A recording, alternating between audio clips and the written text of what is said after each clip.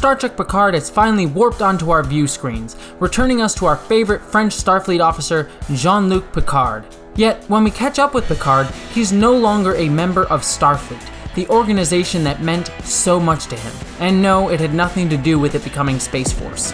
Yet, what actually caused the proud captain to leave Starfleet? Spoilers for Star Trek Picard are decloaking ahead.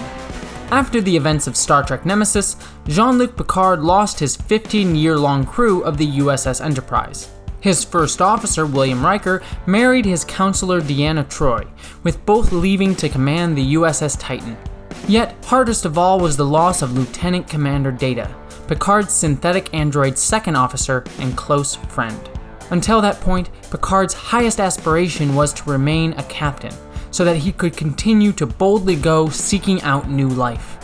Even the great Captain James T. Kirk told Jean-Luc Picard, "Don't let them do anything that takes you off the bridge of that ship, because while you're there, you can make a difference." That's my Shatner impression, I hope you enjoy. Yet the loss of so many of his crew led Picard to leave his dream, instead accepting the rank of Admiral and leaving the Enterprise. Picard was no longer living his ideal life, but instead just aimlessly continuing along a career path. Several years later, the Romulan star Hobus went supernova, threatening all life in the Romulan Star Empire. As a Starfleet officer dedicated to saving the lives of others, Picard convinced Starfleet to build and lead a rescue armada in order to rescue the Romulan population from the Hobus supernova.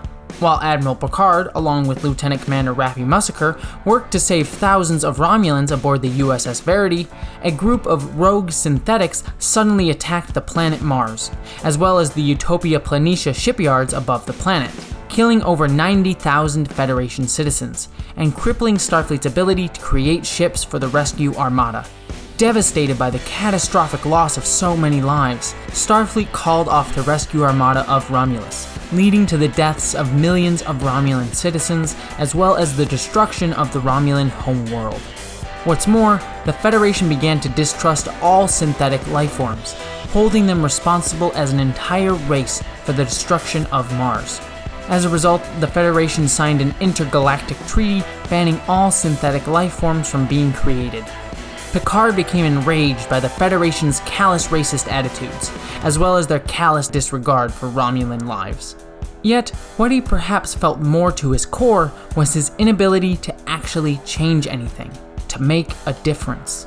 Admiral Picard was no longer able to change horrific outcomes, but instead was left to watch them unfold before him.